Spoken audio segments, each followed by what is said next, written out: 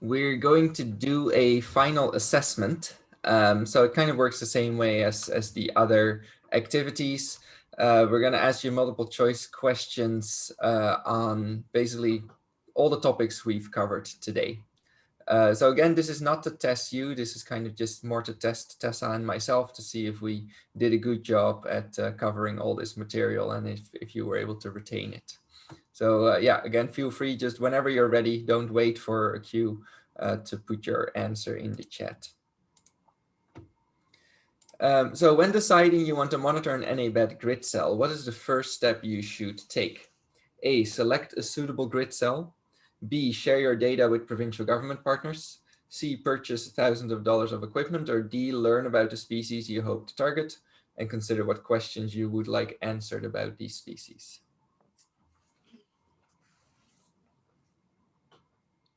Lots of D's coming through. Okay, sounds like we have enough. Good. Yes, absolutely. As mentioned earlier on in the day, you need to know what to expect and what your questions are before there's any point in selecting where you're gonna do your monitoring. And you don't have any data yet to share with government partners.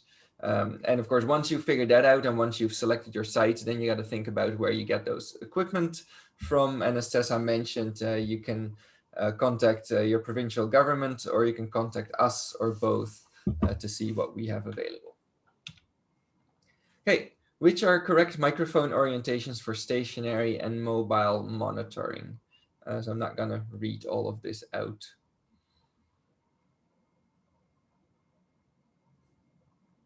And we're considering the U2 waterproof microphones here.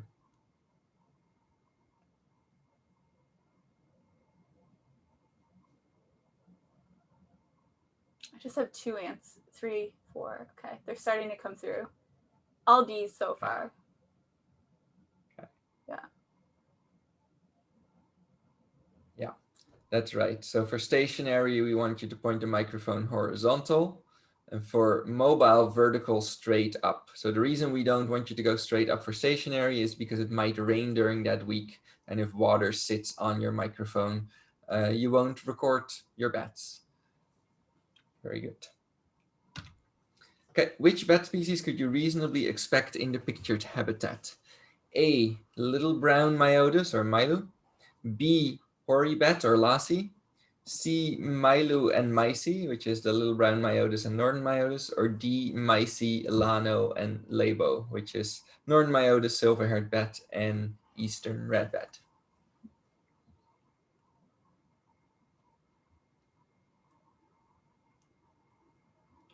All D's so far, but I would like to get a few more answers. Did you say B's or D's? Or D's. All D's so far. Yeah. We have a pretty good number. Okay. Yeah, absolutely. D. These are your forest-dwelling species. Now, in southern Nova Scotia, you might expect tricolored bats here as well. And in southern New Brunswick, perhaps a big brown bat too. But yeah, the 3 forest-dwelling species is what should come to mind here. Very good. Question 4. You've been monitoring a grid cell with stationary point surveys for 5 years, and you've been asked to report on the number of bats in this cell. Which of the following is correct? A, you'll need to do mobile transect or external roost counts to get this info. B, you'll need to do 2 more years of stationary point surveys before you have this. C, you already have this information. Or D, this is not valuable for bat conservation, so you shouldn't have to provide it.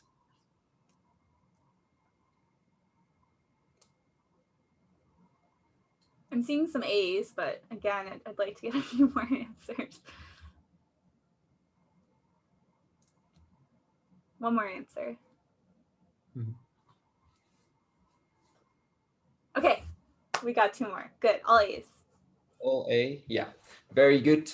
Yep, stationary point surveys give you magnitude of bat activity, not anything to do with population numbers or abundance. So you'd have to do mobile transects for abundance or external roost counts for population numbers. I always have to laugh kind of about answer D because I think it's very sassy. It's like, I shouldn't have to provide this. Very good. Okay.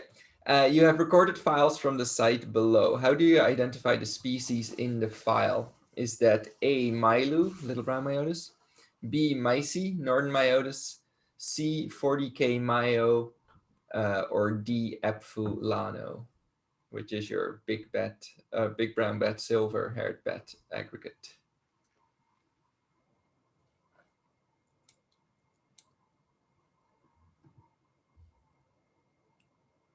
One brave response so far. Okay.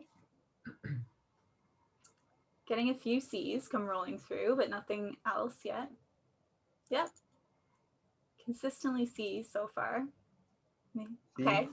Okay. Yeah. Do we have enough? Yeah, we have enough. Okay. Oh, wait, we have 1A. So, yeah. Okay.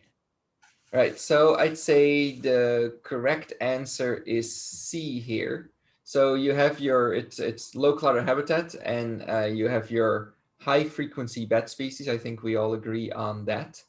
Well, we can't even here choose Labo and Pesu, but we don't have those flat calls that are characteristic for Pesu, and we don't have the undulation that we need for Labo. So 40K Mayo or Milu? Well, for Milu, and I have to do this off the top of my head now because I can't see the diagram. We don't have those characteristic SC between 50 and 80 here. It's 154 OPS, so it's too high to be definitively Milu. And it's too low to be definitively Myci because it has to, OPS would have to be over 200. So we can't distinguish between Milu and Myci here, so we have to go with 40K Mayo. Did I get that right, Tessa? Yes. So, yeah, I'm quizzing you too. Good job. That was really good. Right now you think I know. What? You think I know these numbers off the top of my head, but yeah. Yeah, everyone was. Is that clear for? Okay, perfect. All right. So what are important considerations for NA BET cell selection? A, you choose an NA BET priority cell. B, you choose a cell that is logistically feasible. C, you choose a cell that meets your monitoring objective, or D, all of the above?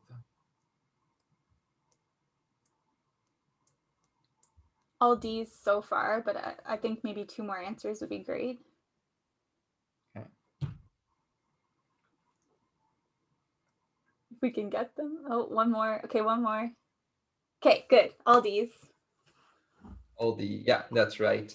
Yeah, your own monitoring objectives are the most important thing, as well as are you practically able to get to the site. But if you can let that process, or let kind of the NABET priority cell selection guide you into going down that list of their priority cells, that would be great as well. So all of the above if ideal, but be selfish first, I'd say. Question 7. The strength of the NABET program lies in A, its continent-wide scale, B, multi-year monitoring of trends, C, its data sharing capacity, or D, all of the above? All D's so far. I'll wait for one more answer. Okay, yeah, all D's. Okay, if yeah, that's correct, and I don't think I need to explain that any further. Okay, which Transect design is best out of these 4?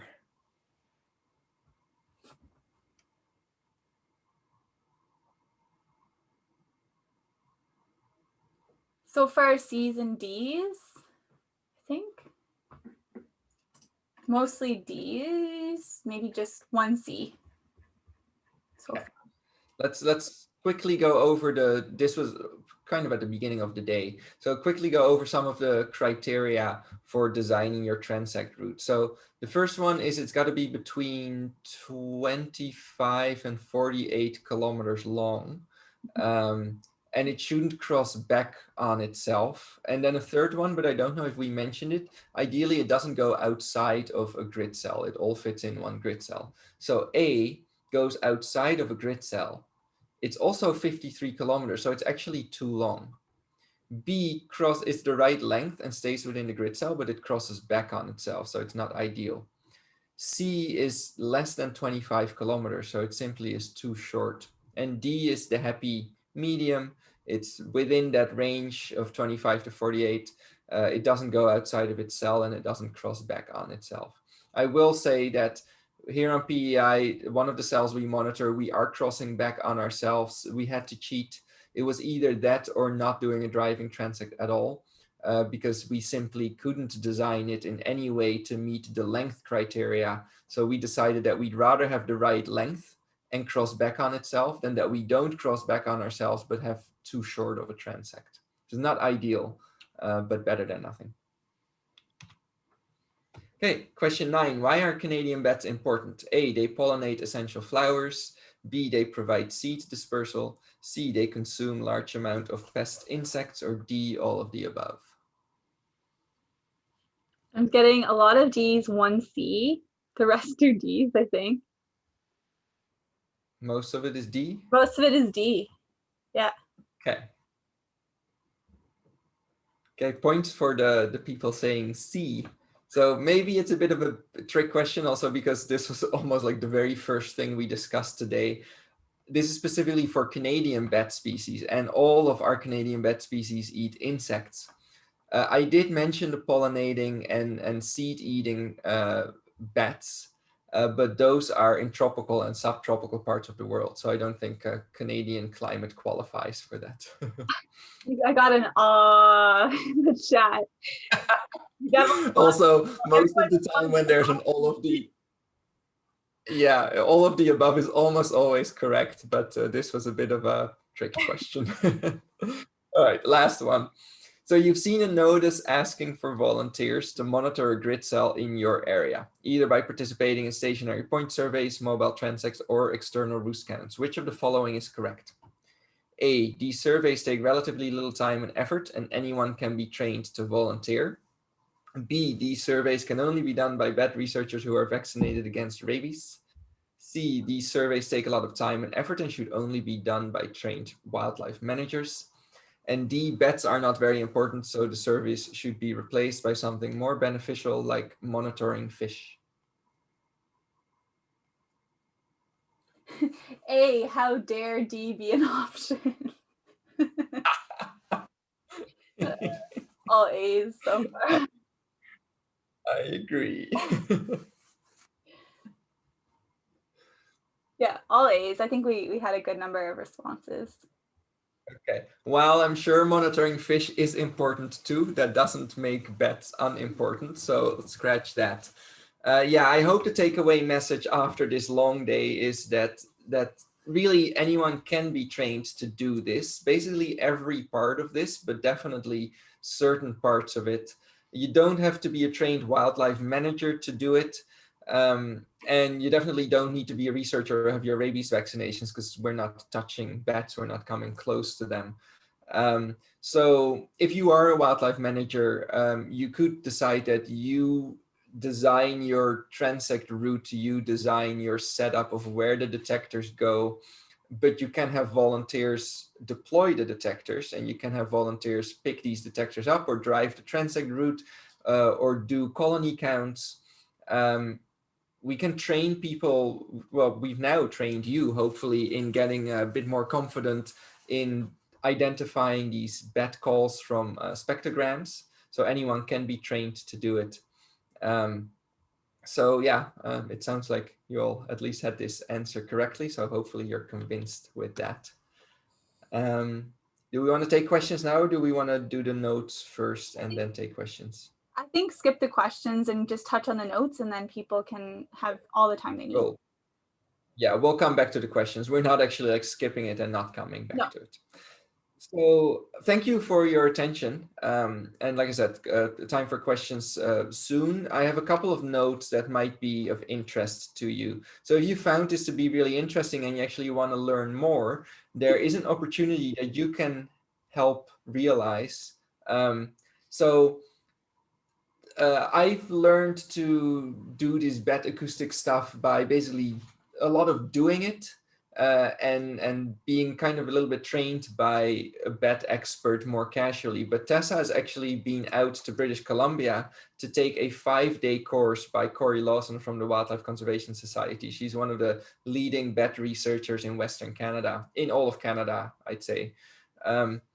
And so she provides these long 5-day comprehensive bat acoustic training courses. It's 5 days because she goes into great detail about how sound works. And she discusses a lot more different models of bat detector, of acoustic software that you can use to analyze this. They have a lot more species out west, so she focuses on a lot more bat species as well. And she also takes you into the field to deploy these detectors for a couple of nights. You take the data off of it and you go analyze your own data. So whereas our course here, this 1-day workshop was free, for Corey's course, because it's a lot longer, she does have to charge money for it. So it costs a fair bit of money, but you can get 1 or 2 seats for free if you're willing and able to host this workshop, basically by providing a classroom that's big enough for 20 people.